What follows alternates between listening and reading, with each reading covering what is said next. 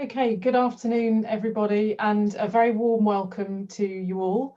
We're delighted to bring you the December meeting of the 2020-2021 session via webinar. And it's great that you can join us for the next instalment of the RAS ordinary meetings online. So first of all, again, just some housekeeping at the beginning of the meeting. Hopefully, if you look at the top left of your screen, you should see a small green shield, and that symbol means that you're using the most up-to-date version of Zoom and that it is secure. I do also need to advise you that this meeting is being recorded, and questions can be asked at the end of the presentations that you're going to see today. But as you will be muted, please can you use the Q&A facility that you should find at the bottom of your Zoom screen. And there you can ask your questions. And the questions will go to the panelists and they will be read out today by a member of the RAS editorial team, Louise Alexander. Thank you, Louise, for helping us today. So also for the purpose of the Observatory magazine report, if I could ask you to write your name at the start of your question, if you're happy to be included in that report, that would be really helpful. Thank you. Okay, so first, just an important deadline to announce. At the moment, the nominations are open for the RAS prizes for the best PhD theses in astronomy and geophysics submitted in 2020. So these are prizes for the best theses in astronomy and geophysics, the Michael Penston Prize, in solar system sciences and geophysics, the Keith Runcorn Prize, and in instrumentation science for astronomy and geophysics, the Patricia Tompkins Prize. So the closing date for nominations for these awards, which carry a cash prize of £1,000 each, and the opportunity to make a presentation at a future ordinary meeting, is the 31st of January 2021. Okay, so on with our programme this afternoon. Our first speaker this afternoon, I'm delighted to welcome Dr. Craig Magee from Leeds, and Craig is the recipient of the Fowler G Award this year, and he's going to be speaking to us this afternoon about seismic reflection data and space exploration. So thanks, Craig, and handing over to you. So it's really great to be here presenting my work. I must admit, I never expected to be giving a seminar to the Royal Astronomical Society. So I've tried to pick an aspect of my work that will hopefully appeal to everyone. It's really quite new work, so I'm not fully certain about some of the results, shall we say. So it is a work in progress, do bear that in mind. And I guess the real title should be Seismic Reflection Data and Understanding the Subsurface Structure of Other Planetary Bodies, but I just didn't think that quite had the same ring to it. So to start off with, what is seismic reflection? Well, it's a way that we can look at Earth's subsurface, and in particular, it involves firing sound waves down below the ground, and where that energy comes into contact with layers of rock, different boundaries between rocks, some of the energy gets reflected, and we can measure the amount of time it takes energy to go down and up again, and we can measure the amount of energy that comes back. And by stacking all that data together, we can start to build up a 3D picture of what's going on beneath our feet. This is a lovely seismic line from offshore southern Australia. And just to sort of show you some of the features that we can look at, this is the seabed in here, this top reflection. And then within it, we're looking at a series of buried volcanoes. These are 42 million years. So not only can we look at the external shape of volcanoes, but we can look inside them as well. And we can look underneath them to their magma reservoirs. One thing to point out here is that you'll see that the reflections, there's some really bright red blue ones, and there's some that are very dim. And these correspond to different physical properties in the rocks. So where we have a hard crystalline igneous rock adjacent to a soft sediment, we got lots of energy reflected back to the surface, and that appears as a bright reflection. So the way that I like to try and imagine seismic reflection data is sort of like an ultrasound of the Earth. And this is my nephew Matthew's first claim to fame. I think this is his ultrasound image. And this really sort of gives you a picture of what we're doing with this data. Unfortunately, we can't go to the subsurface of other planets like Mars and do this. But what we can do is we can look at the surface features on those planets and try to interpret all those cracks, those bumps, those holes that we see as an expression of what's going on underneath. So, for example, up here we can see the surface of Mars. This is Olympus Mons up here, and we can start interpreting the geology at a global scale. And we can zoom in and look at some of these crack-like patterns, which is part of the Tempe-Terra region up here at much smaller resolution, and we can start colouring them in for elevation to accentuate features. We can look at perspective views. And what I find really amazing is that we do actually have some subsurface information for places like Mars. So this is some of the molar data where we can see the very upper limits of Mars, and we can sort of see what's going on within the subsurface. So we do have a little bit of information there. But we can't go and directly access these features. So in order to interpret them, we need to use our knowledge of what similar structures look like on Earth and how they formed. And in this talk, we're going to focus on dikes and their associated structures.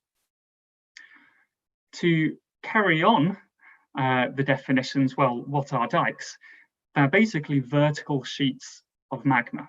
So if we want to get magma from the lower crust, from the mantle up to the surface, typically it occurs through these vertical sheets called dikes.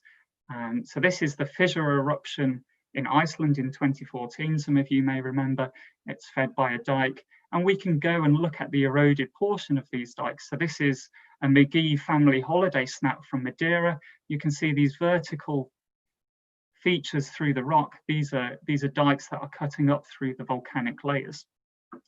And dikes have a range of sizes. They can be thousands of kilometers long, hundreds of meters wide, but typically they're pretty small features.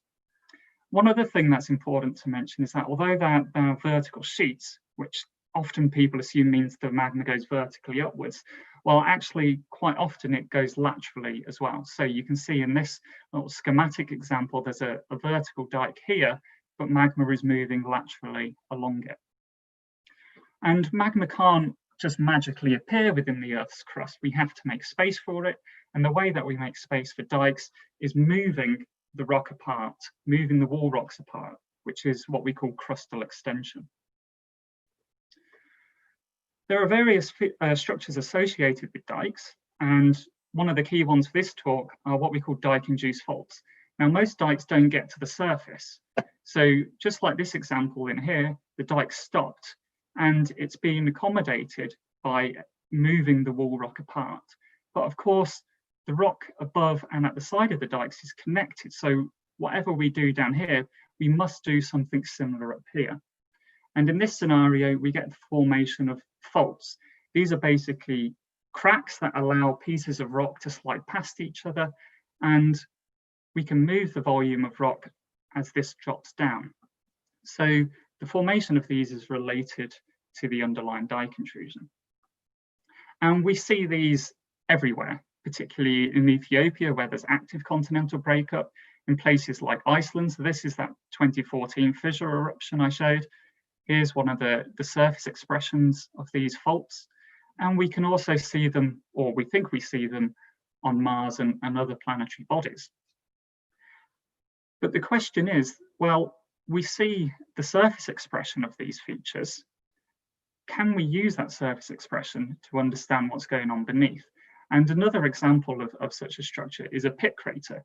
So these are quite enigmatic structures that we see often on places like Mars, Enceladus, and occasionally on Earth. Here's a nice image from Mars where we have these little pits all aligned along a chain. These cracks that you see at the side are the surface expression of these faults, and we think that at times these may relate to underlying dikes. So can we take the surface expression of these on Mars and use it as a proxy for what's going on in the subsurface? So most dikes don't just come in ones or twos, they come in whole swarms, and these swarms can be really quite massive. Here's some examples of those mapped on Earth, and for example, the Mackenzie dike swarm covers nearly half of Canada. These are vast, extensive features, and they can have varying geometries. We can get swarms that are lots of parallel vertical sheets. We can have some that are radiating outwards, or some that form big circles. And these form in relation to either individual volcanic systems or mantle plumes, big volumes of hot material coming up from the Earth's core and meeting the crust effectively. And where we see these, they're often associated with major Earth-shaping events, continental breakup, large igneous provinces and associated climate change impacts. And we see similar things on Mars and Venus. So to understand these systems, we often go out into the field and we may look at dikes where they've been eroded. We may map them in geophysical data, like this aeromagnetic data. We may go to areas where there is active dike intrusion and use satellites to monitor ground deformation or use active seismicity, earthquakes, to track the underlying dike movement. But really, we don't know what these whole systems look like in 3D. We sort of have to guess. So what I want to think about is how we can improve that. And of course, one of the solutions I sort of mentioned is perhaps we can use the surface expression of these features to understand dikes at depth.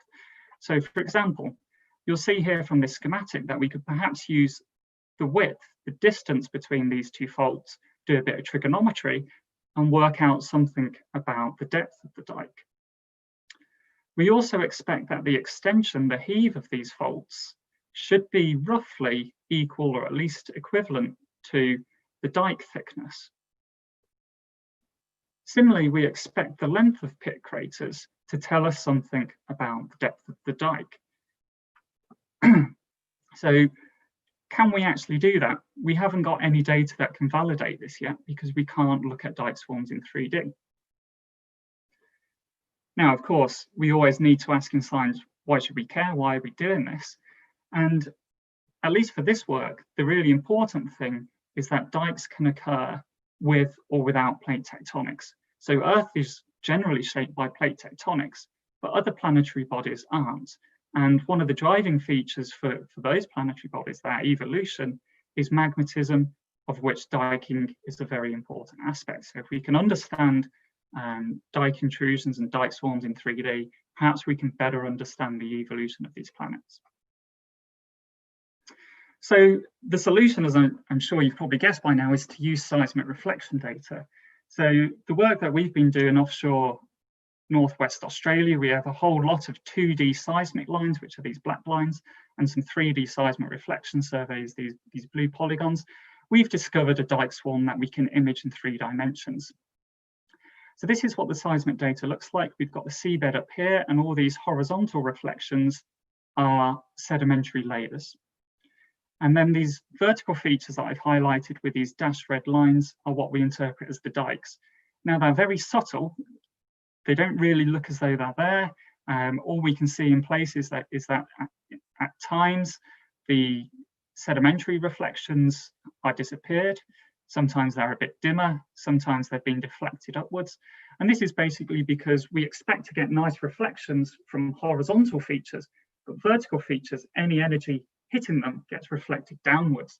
So we're not actually imaging the dikes per se. What we're doing is we're identifying an absence of imaging, because where the dikes are, there's no energy coming back up to the surface.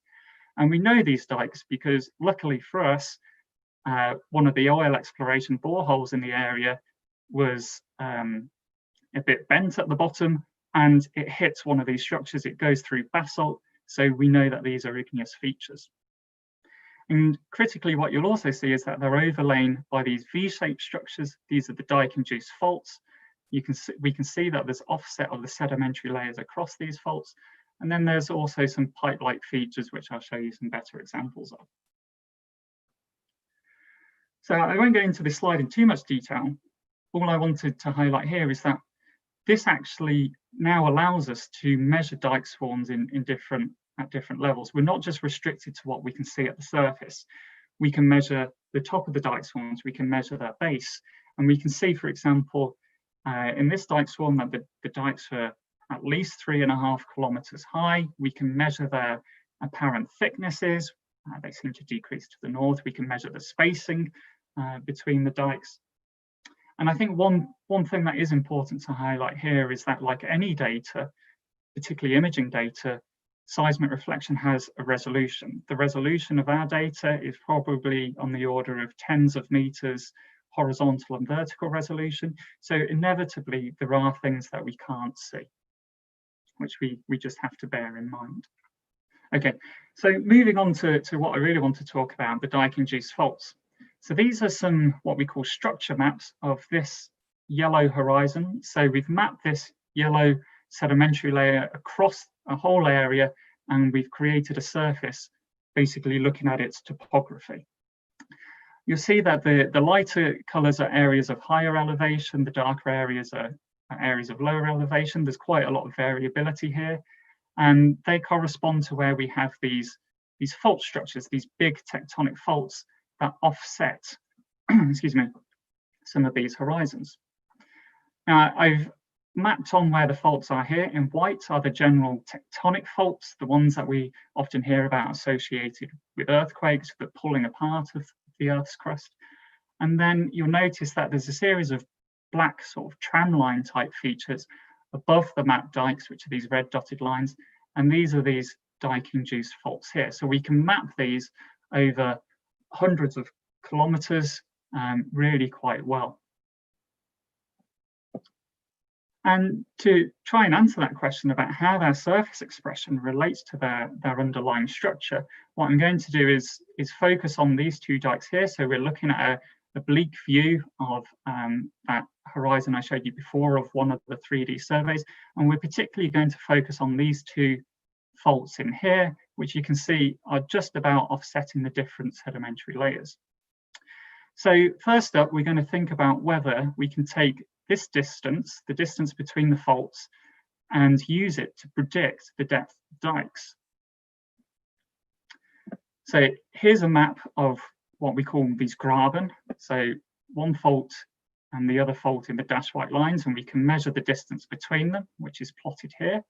And what I'm also plotting in the colors is the dip of the fault. So that's this alpha angle at each transect that we measured. You'll see that the graben is quite thin in this zone and then thickens out. And we can take this information and use it to predict the depth of the dike, which is this orange band in here. But of course, with seismic reflection data, we now have an opportunity to actually measure the depth from the surface when these faults formed to the top of the dike. And that's shown in red here. And yes, they overlap with the predictions, but there's also quite a lot of variation as well. And the reason for this is because the faults are not straight. They do not go straight down dip. They vary in sometimes they curve downwards, sometimes they curve upwards. And this is, of course, going to affect our measurements, our predictions. So can we just measure graben distances on Mars and use it to predict dike depth? Well, we could use it to get a rough sense of dike depth, but we can't do it to get accurate measurements, and not unless we know how dip varies in 3 dimensions. Similarly, if we think about fault heave, so the extension across the faults, which at the surface we may expect to equal dike thickness. What I'm showing here is a map of the two faults. So it's a bit like the faults are like this, and like a book, you've opened it out and looking straight down. And I've coloured on displacement, which is this distance here, and it's related to the heave. What you'll see is that the displacement is variable across the faults. And that's just highlighted in this plot. You can see that it's decreasing to the north. When we look at the heave in particular, there's a few things to notice. So this is this grey bar down here is the measurement of fault heave at the surface of the fault, and we can't really see a pattern at all. In the dashed red line, I'm showing the thickness of the dike that we're able to measure, and we can see that it broadly decreases to the north. It doesn't really look like this pattern down here at all. But if we measure the heave, the maximum heave at any point on the fault, it quite nicely matches up with our suspected dike thickness. So basically what we're saying is that we can't use the fault heave we measure at the surface as a proxy for dike thickness, because in most times the extension is greatest on parts of the fault in the subsurface. So we're not seeing the full story from the surface view. Pit craters are really enigmatic structures. There's not a huge amount of examples on Earth, and we particularly don't know what they look like in 3 dimensions from Earth. As you can see here, there's quite a few models of how they may form, and these are just some beautiful examples from Mars. What we've done, we've been able to identify some of these structures quite a lot actually in this one survey. So for example, you can just about see the pit crater in here, and it's underlain by this pipe-like depression where we've got displacement of the different sedimentary layers, and that goes down and connects to the dike. There's also an example in here where we see a similar sort of crater-like feature that extends downward to a fault. So finally, we've got some validation for some of these models. We've got evidence that these two are actual legitimate models for the formation of pit craters. Furthermore, we can measure the surface expression of these pit craters, but also look at their 3D geometry. And I'm just sort of highlighting in this little schematic some of the measurement parameters that we can take. So there's a few hypotheses or a few ways that pit craters have been used before. One suggestion is that the size of the pit crater, so the size of the pit crater that we see at the surface, somehow reflects the vertical extent of the pit crater to depth, so potentially highlighting where the dike depth is. And this is often related to the thickness of the regolith on a planetary body, so effectively the soil thickness, as you like, unconsolidated material. Here we're plotting some data for the surface expression of the pit crater, so particularly their length and our aspect ratio against that vertical height. And there's a lot of scatter, and there's not a great correlation between them. So perhaps this hypothesis isn't as good as we've previously assumed. Similarly, there's suggestions that the length of a pit crater is equal to the depth of the pit crater. So on the planetary surface, we see a circle, and we see that it's a depression. So the suggestion is that the length is related to that depth that we see. And this sort of assumes that the pit craters are not infilled by any material. Now, on other planetary bodies, there's not many sedimentary processes or anything else that could infill those craters, but we've been able to test that by actually measuring crater depth and infill depth and just confirming that this assumption is valid. But one important point to take from these plots, and I am going quite quickly, glossing over quite a bit of information, but what you'll see is that the red points are the pit craters linked to dikes. The yellow points are the pit craters linked to faults on all of these plots. And although they've got different forming processes, they have different origins, geometrically they appear indistinguishable. So perhaps we can't look at pit craters on other planets and understand the subsurface processes going on. To put this all together, we can start to map out the dike swarms and their associated structures in 3D. Thanks, Emma, 3 minutes left, nearly finished.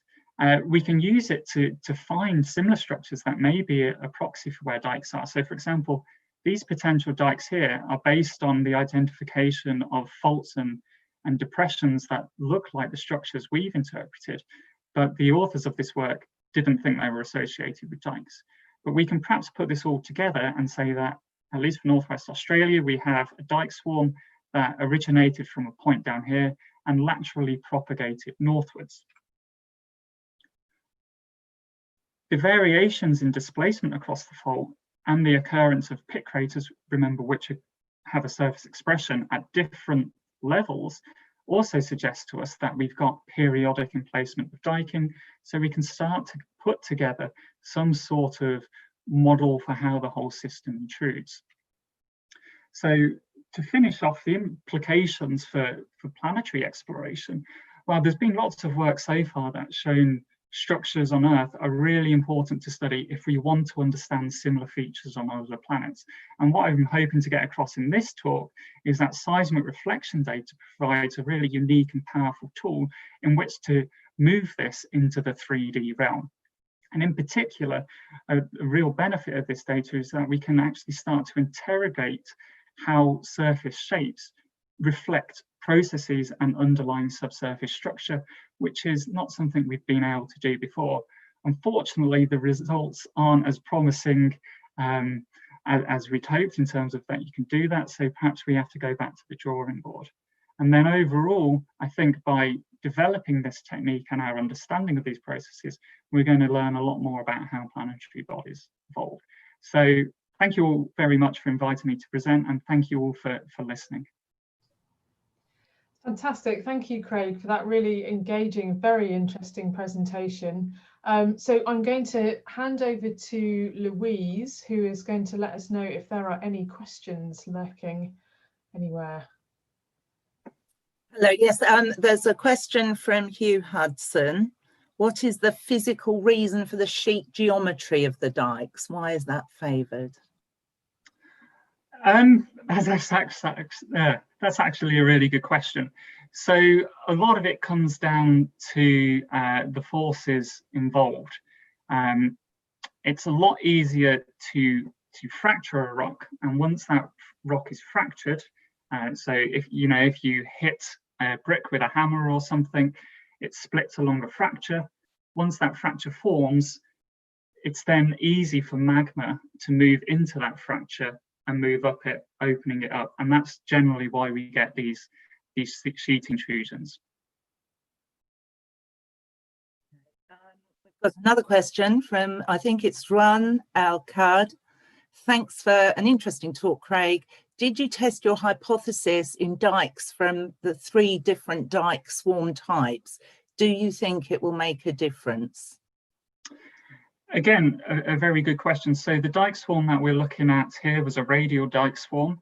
There's been about, I can think off the top of my head, about 2-3 other papers that I've mentioned or imaged dike swarms in seismic reflection data, and only then they've provided a few images. So basically, we haven't found the dike swarms yet to test these in other areas. The circumferential dike swarms are very rare indeed, and there's only even a few that have been found onshore. So I suspect that we may see some differences, and this is something definitely to look for. We just don't have, or we don't know where the right data is yet, is perhaps the best way of putting that. Okay, and we've got one more question from Lindsay Fletcher.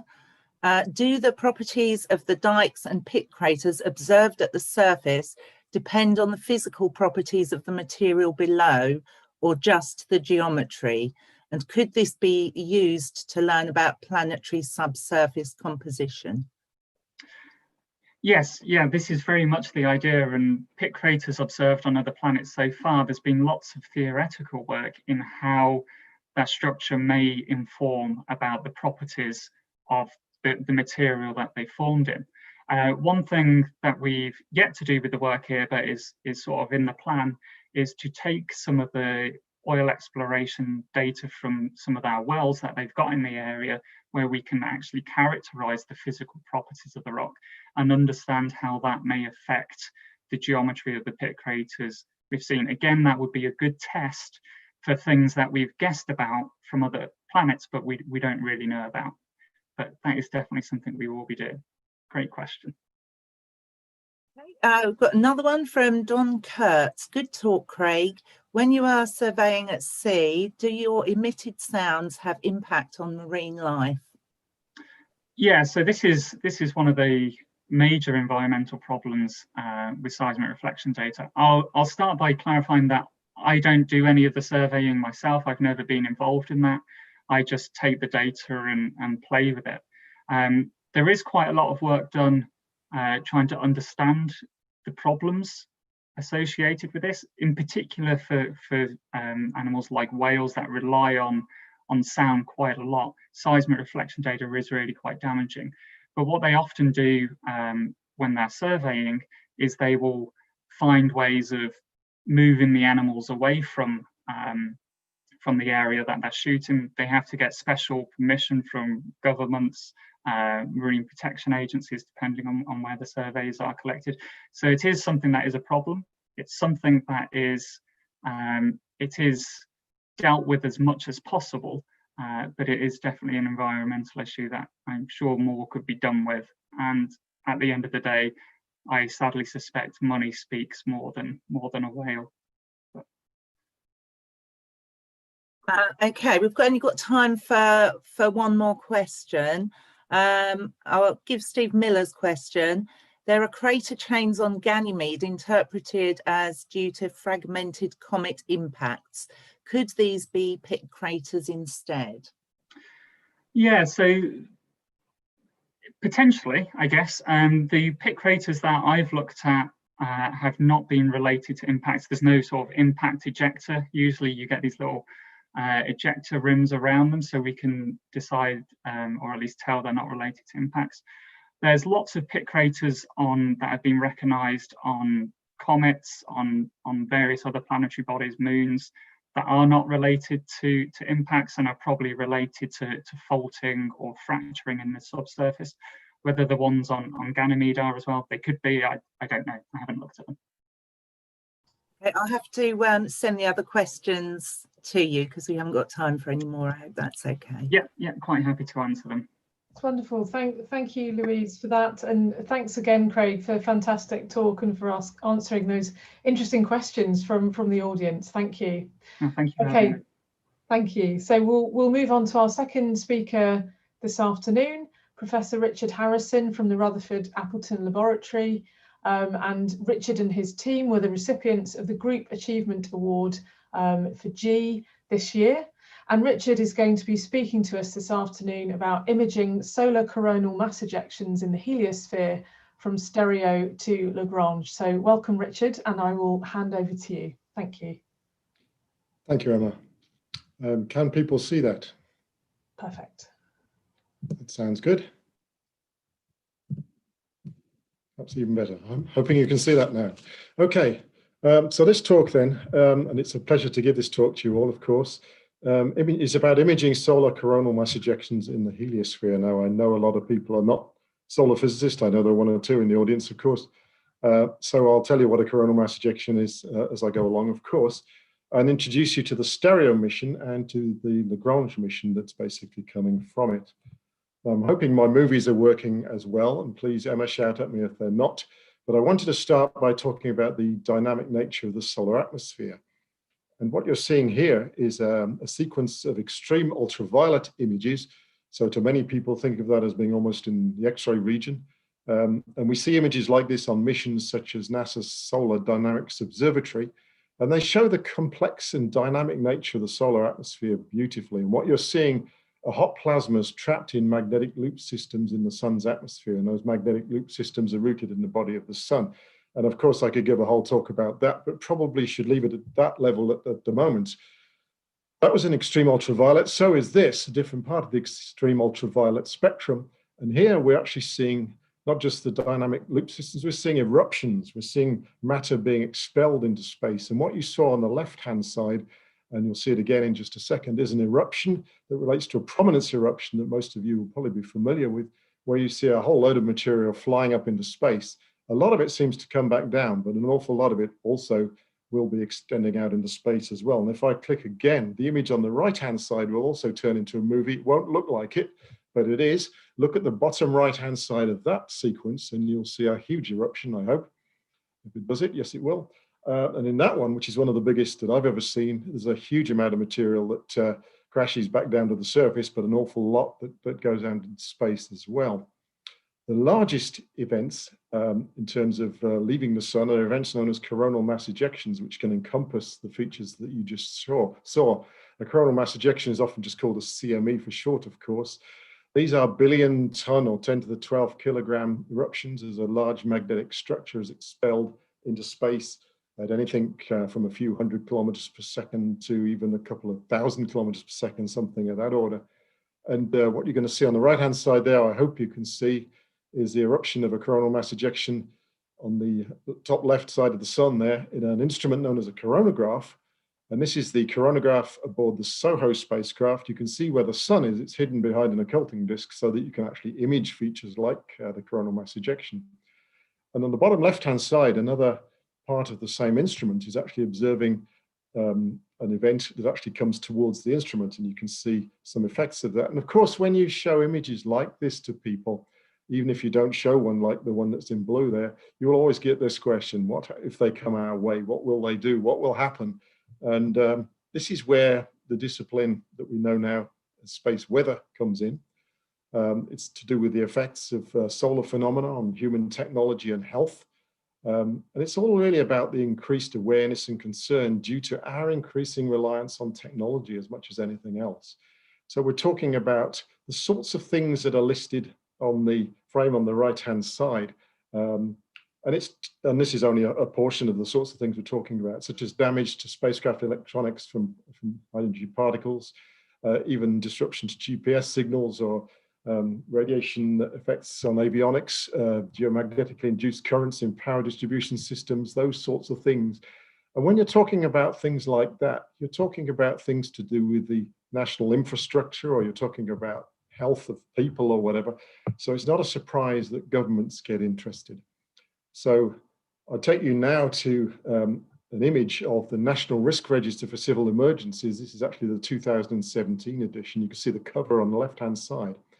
In the middle is a plot that a lot of scientists will find a little bit strange, because the ordinate is impact severity, the abscissa is likelihood of occurring in the next 5 years, and you've got a whole load of little symbols or icons, and there's a key that tells you what those are. And I don't know whether you can see those clearly, but those are things like drought, heat wave, coastal flooding, river flooding, and so on and so forth. And if you look at the diagram itself, anything that's right up towards the top right-hand corner is something you really want to worry about. And of course, the one that is right at the top is the pandemic influenza one that has been there since the risk register existed, as it probably should be. A little bit below it, under item 3 and 4, if you go on to an impact severity and the likelihood, there's something that looks like a little solar system. That's the space weather one. Space weather is recognized as a natural hazard for the UK, or national hazard, should I say. It's something that the UK government worries about. And all of these icons, there is an owner of the risk, as it were.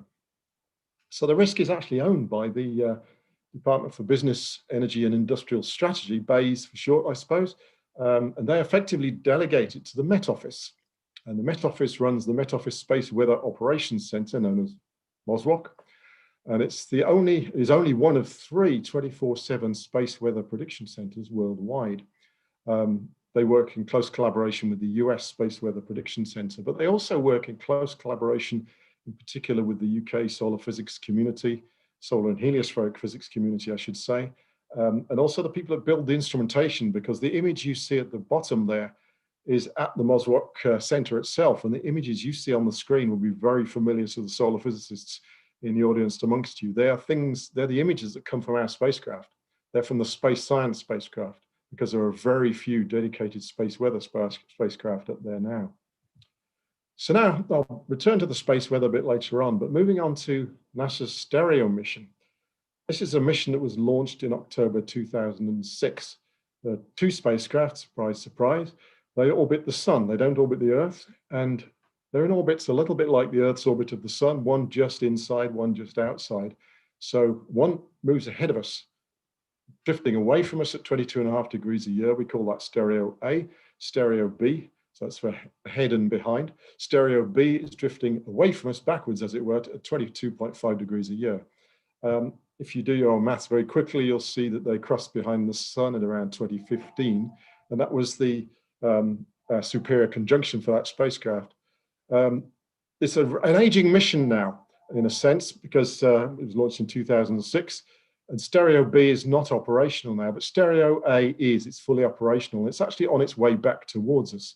And it's actually 60 degrees, just under 60 degrees behind us now, looking back at the Sun-Earth line. So why am I describing stereo? Well, first of all, because the instruments I'm going to talk about, the main instruments I'll talk about are called the heliospheric imagers. They are UK-led instruments. They are the instruments that we developed. I'm the principal investigator for the heliospheric imagers, and the instruments were built by a team from the University of Birmingham, Rutherford Appleton Laboratory, and a group in Belgium and a group in the USA. And we operate the instruments. Basically, they're wide-angle imaging systems that look at the really low light levels. We're looking for clouds in the heliosphere. And they're imaging systems that look across the Sun-Earth line in exactly the way that this image is showing you. Basically, we're looking for ejecta coming from the sun, traveling out through space. So what you have in this image, which is 20 degrees across both ways, is on the left-hand side, you can see Jupiter as the bright star. You can see the Milky Way. You can see stars down to 12th magnitude or so, and you can see a coronal mass ejection coming in the right-hand side. I've put the sun roughly where the sun would be, 4 degrees off the right-hand side of the frame. I've put a nominal Earth off the left-hand side to stress we're looking across the Sun-Earth line. And this is obviously from one of the two spacecraft. There are two camera systems on each spacecraft. This is the smaller field of view, would you believe? And the thing to stress is when you're looking at a coronagraph, the original way we looked at CMEs, and we still do, we're looking near the sun. We're looking into the sun's corona, an outer corona. In the past, of course, from the 1970s onwards, that means we were looking at coronal mass ejections leaving the sun's corona. Next time you'd see it, if it's coming towards the Earth, is when it hits the Earth. And that's a little bit like looking at weather systems leaving the eastern seaboard of the USA and not monitoring them as they come across Atlantic and then waiting to see what happens when they arrive at the at the UK. Really, you want to track these things. So to have an instrument now that allows us to see these things as they pass through the inner heliosphere is actually a major step forward. And that coronal mass ejection you can see now in that image there is traveling out between the planets. It's not in the corona, it's traveling between the planets. And we can see these sorts of events actually passing over our planets. So in this sequence, for example, you're seeing one of the camera systems from each of the two spacecraft in 2013. The spacecraft are almost opposite one another, either side of the sun. So they're almost 2 astronomical units apart, nowhere near the Earth, almost just over 90 degrees away from the Earth around its orbit. And if you look at the one on the right-hand side, you can see the stars, of course, in the background. You've got a comet Pan-STARRS desperately trying to attract your attention, which it did very successfully and produced a whole lot of research papers because comets are really well observed in these images. You can also see the sun is just off the left-hand side of that frame, and you can see coronal mass ejections coming out. And although they look very diffuse and weak, bear in mind that's 1 billion tons at a time carrying out a load of plasma and magnetic field with it. And that little dot on the right-hand side of the right-hand frame is you. That's the Earth. And I always say to people, that little dot there contains everybody you know and love and everybody you loathe and hate on one little place in space. And I think that sort of sequence is wonderful for showing us what our position is like in space, where we are, if you like. And on the left-hand side then is the view from the other stereo spacecraft, almost looking back, but not quite looking back straight at the other one. That planet there is actually Mercury. And you can see coronal mass ejections there again. And in some cases, you see the same event in both frames, which really stresses that some of these are huge events. Homing in then on just one, in the blue part of the image, the upper part of the frame there, you can see the coronagraph image with the sun in the middle of it. Then there's an orange component to the left of it, two images. The squarish one is the size of the image I just showed you. And then there's a larger one to the left of that attached to it, which is part of our wider field of view. I've just taken part of it. It looks a little bit funny like that, but I'm only trying to show you really what happens between the sun and the Earth. The Earth is the bright thing on the left-hand side in the orange. All the stars are taken out of this, so it looks very fuzzy because really we're just producing a movie of fuzzy blobs in space. We're just looking at the clouds coming out through the heliosphere. And if I run this, you can see a coronal mass ejection traveling from the sun to the Earth quite clearly, to be perfectly honest. And we could have tracked that.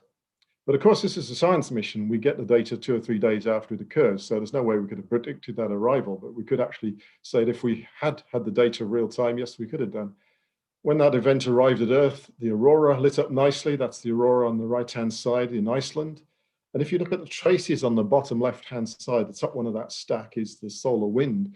And you can see the solar wind speed. You can see that even if you're not close enough to see the numbers, you can see a nice shock there 2/3 of the way along that trace there, and a higher wind speed behind it. And at the same time as that shock, in the trace below, you can see a pulse, an increase in the density. And on the right-hand side, the colored traces are energetic protons that arrive in the vicinity of the Earth, and you see an event lasting longer than 2 days. So you can see a nice sequence of events there for one particular event. Now, this sequence is a striking one for me, and there's almost no real processing this image. It's just differencing images. It highlights some strange things, like the fact that, okay, you can see the planets nicely, but they're so bright they bleed across the frame there. So it looks like some Christmas baubles hanging down there, but they're actually the planets: Venus, Mercury, Earth. And if you think about where we sit in the solar system, it's quite benign where we are compared to what we're seeing here. These different images really highlight what's happening down in the inner heliosphere. It's not just the coronal mass ejections. There's one just there, for example.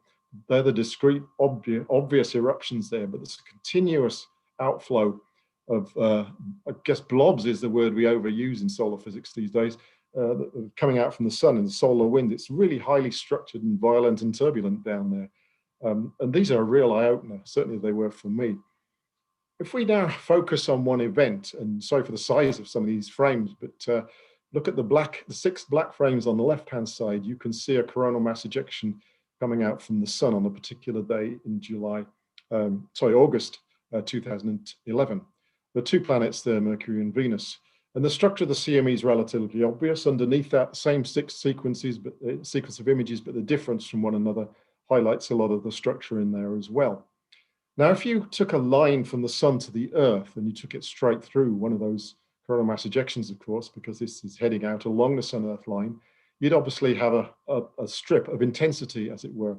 Take that for the next frame, then the next frame, and so on. You could stack them. And that's what we do on the thing on the right-hand side, which I show 4 examples of, but they're the same one shown in different ways.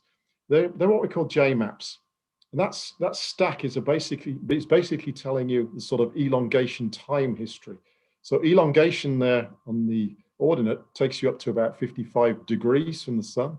And you'll see that's about 5 days along on the abscissa there. So we're actually seeing that coronal mass ejection you're looking at in those images just there is actually 4 events following each other out, because they appear as diagonal lines. They're positive slopes because they're moving outwards.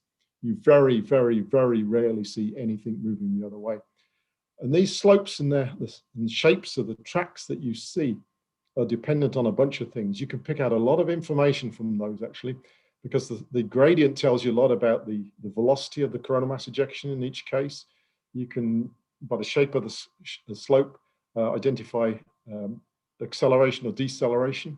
And geometry comes into this as well. The CME shape itself, CMEs are often kind of a loop shape. On top of that, there's the observational configuration plays into this a little bit as well. So we use models to fit these things, to fit to those tracks that you can actually see there, for example. And it doesn't just tell you about it gives you a load of parameters, for example, like the velocity, and you can say something about acceleration, but to actually give you the 3rd dimension information, is it in the plane of the sky? Is it out of the plane of the sky? Is it coming our way or not? Is important. And 2 of those traces at least passed over the Earth, and the Earth is actually up there at about 55 degrees. It's the blue dashed line there. So you can see where 3 of the events appeared to cross the line of the Earth. And 2 of those, because of that 3D information that we got from fitting those curves, did indicate they were going to hit the Earth, and they did. So there's a lot you can do with these things. I'm just going to show a few examples of recent research from other people just to illustrate the kinds of things that are being done at the moment. For example, the one on the left-hand side, with ESA's Solar Orbiter and NASA's Solar Parker probe now flying, we have the first solar encounter missions in flight. Now, Alexis Riyad from Toulouse has just produced a paper, as indicated there, just published a study that exploits the fact that we have these spacecraft passing through and making in situ measurements of plasmas in the solar wind, not far from the sun, basically. And the image on the left-hand side shows a stereo J-map at the bottom of the sort I've just shown you, identifying the outflowing material. Basically, you're looking at a global structure of the solar wind there. You can see all the large-scale structure, and well, you can see all the strands and things, all the flows and so on and so forth. And the green line is actually showing you the path of Parker's solar probe through that structure. And the plots at the top actually show you the plasma density, plasma characteristics recorded at the spacecraft as it passes through those structures that you can see with stereo.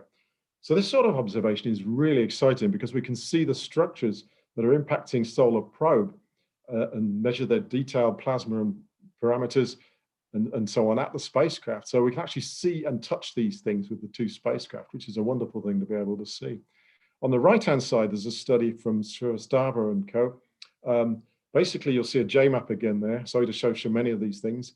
It looks a little bit different because it's plotted as a log plot, but there are two major tracks traced out there in red-blue dashes on the image. It's two coronal mass ejections that actually came out of the same active region area on the sun, but they come out at different speeds and actually collide. And this resulted in the strongest southern storm commencement of the last solar cycle. There's a belief that CME interactions in the heliosphere actually lead to enhanced impacts at the Earth. I'll jump that next slide actually, because I think I'll go over in time if I don't, but I do have some other examples I could have shown. So moving on then to the Lagrange mission. First of all, I just want to comment on the image on the right-hand side, which many of you will possibly be familiar with. They're the Lagrange points. The sun is clearly in the middle. The Earth is on the right-hand side, and people are familiar with the fact that between the sun and the Earth, 4 times further out than the moon, you'll find the L1 point where the gravitational forces form a balance.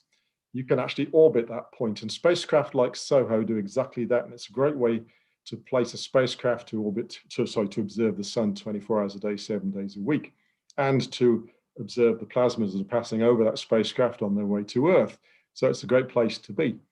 But in terms of the other points, I'm looking in particular at L4 and L5, where there are gravitational nulls. And the point about those 2 points is, if you think about where stereo A is now, the stereo spacecraft where I showed you the observations just now, it's coming back through the L5 point listed on there, coming back towards the sun. That place has been demonstrated by stereo and all the Sun-Earth line observations, I suppose, but in particular that sort of region has been well demonstrated as being a fantastic place to be to observe what's happening along the Sun-Earth line and what might be coming our way. And there's now a space weather strategy where the US would concentrate, as they do already, on observations of the sun from a space weather monitoring point of view from L1 out in front of the Earth. And the European Space Agency would lead a spacecraft from L5, basically building on what stereo has given us. Now, Lagrange will be an operational space weather monitoring mission. It's not a science mission as such, but of course we will do science with it because it will be there making observations of great value. It's being developed under ESA's Space Safety Program, not the science program. And of course, we're identifying that CMEs are the cause of the most severe space weather effects on human systems. And of course, at the moment, as you've seen with those images at the center in the Met Office, the prediction of CME arrivals at Earth at the moment is largely based on aging scientific assets. You really need things like coronagraph data and heliospheric imaging data. And SOHO has now been up there for 25 years with a coronagraph, and even stereo, we've lost one of the 2 spacecraft, and the other one, of course, has also been up since 2006. So Lagrange really is the follow-on from these and actually putting the space weather operational side on a good footing. I've noticed you've appeared, Emma, don't worry.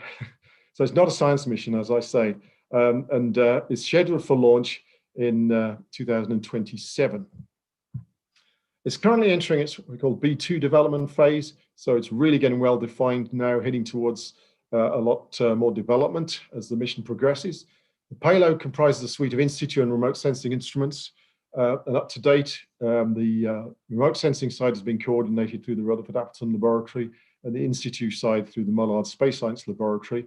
And the spacecraft development is being led by Airbus in Stevenage. So the UK is actually playing a huge part in the development of Lagrange, even though it's an ESA mission. Just to describe them very briefly as I begin to wrap up, these four images here represent the four remote sensing instruments, and they're listed above. I haven't mentioned a magnetograph in this talk to this point. A magnetograph is a device that basically uses a Zeeman splitting of the light from the photosphere of the sun to be able to identify magnetic structures in this photosphere of the sun. You can see a map there which identifies the north and south polarity, as it were.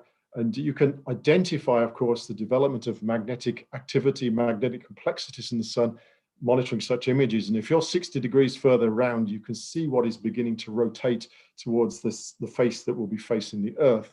And the EUV imager next to it, which is the yellowy orange image, and I've shown you a movie, of course, of this, you're looking at the complex coronal structures that map onto that. And you're able to monitor those, of course, as well as they rotate round towards the Earth. And the other two images represent first the coronagraph and then the heliospheric imager. And with those two, you can look at the initial detection of the coronal mass ejections in the heliosphere, in the corona, and then of course track them out through the heliosphere all the way out towards the Earth. So that would be a wonderful set of tools to have on a space weather monitoring spacecraft like this. But also there's an in situ payload that would measure the solar wind particle and magnetic field parameters, look for solar energetic particles, high energy electrons and ions, but also, I don't know why it's listed on this slide in particular, but an X-ray integrated flux monitor as well, which very much mimics what the NOAA and NASA have on the GOES spacecraft. It's a way of monitoring the solar flare activity of the sun. So all these instruments are based on heritage from the spacecraft like SOHO, Stereo, Solar Orbiter missions, and so on. So bottom line there is the science and instrumentation heritage from these missions that I've listed have actually been core to devising and refining the strategy for this Lagrange mission. And of course, with Stereo, we've seen a fundamental demonstration of the value of off-sun Earth-line observations for space weather, but also, of course, for science. And I will stop there. Thank you. Thank you so much, Richard. Again, a fantastic talk, and I never get tired of seeing beautiful images and movies of the sun. So thank you for going into some of the details on the results from the Stereo missions. Fantastic. Pleasure. Okay, so I'm going to hand over to Louise if there are any questions from the audience.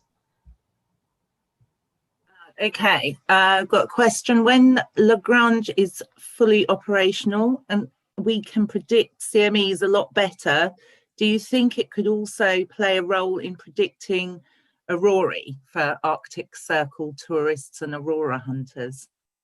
Yes, it would, or it certainly should. If we can identify coronal mass ejections heading our way and be pretty certain about it, it should certainly have a role to play in that and give us far more understanding of that. There is one issue, though, I should point to, which I didn't really cover in the talk, and that is that in particular, the way a coronal mass ejection links into the Earth's magnetic field and drives things like the aurora. A big thing is it sounds silly, is to say which way up is the coronal mass ejection. Magnetically, it's down to how it links the magnetic fields, if you like, of that event. How do they link into the Earth's? And if it's southward directed in terms of its magnetic polarity, the way it links into the Earth's magnetic field is far more efficient in generating streams of particles down towards the polar regions that drive the aurora. As things stand at the moment, the way we would do that is actually try to project it from what we can see at the sun, because the images we have at the moment with coronagraphs and the heliospheric images can't actually tell you which way up they are magnetically. So that is one of the big things that we're still grappling with. We have not really solved that in terms of observations at the heliosphere, unless you've got spacecraft everywhere and you can sample these things as they're heading towards the Earth. So I hope that answers the question. Got another one from AC. Do the electromagnetic emissions from the CME events have any observable effects at Earth prior to the arrival of the particle clouds? You mean prior to the arrival at Earth? Do you mean? Yes. I mean, to be honest, we are seeing very diffuse events in white light, visible light, I should say, traveling out from the sun. If one of those passed over you, for example, you don't want it to because you don't want to be in space yourself, but I mean, if you actually measured the particles, you're seeing an increase from just a few protons per cubic centimeter, maybe to, I don't know, 15, 20 protons per cubic centimeter. To all intents and purposes, it's almost still like a vacuum. But when it hits the Earth, the interaction with the magnetic field is the thing that really drives the activities, the events that we see, other than streams of energetic particles that can be accelerated in a shock at the front, which certainly can cause impacts on the spacecraft, for example, that you could see, things like driving problems with electronics and so on. But beyond that, these events are almost invisible, if you see what I mean. It's pretty near to a vacuum in terms of coming out. It's very difficult to see them, certainly, which is why the heliospheric imager, we're talking about something that can really image down to very, very, very low light levels to identify them at all. I'm not sure that answered the question perfectly, but I hope it went some way towards it. Okay, we've got another interesting one from Robin. How much confidence do we have in predicting impact on technology from coronal mass ejections? If we have a coronal mass ejection identified in a coronagraph and identified well in the heliospheric imager data, we can track these very, very well. We should be able to track them very, very well.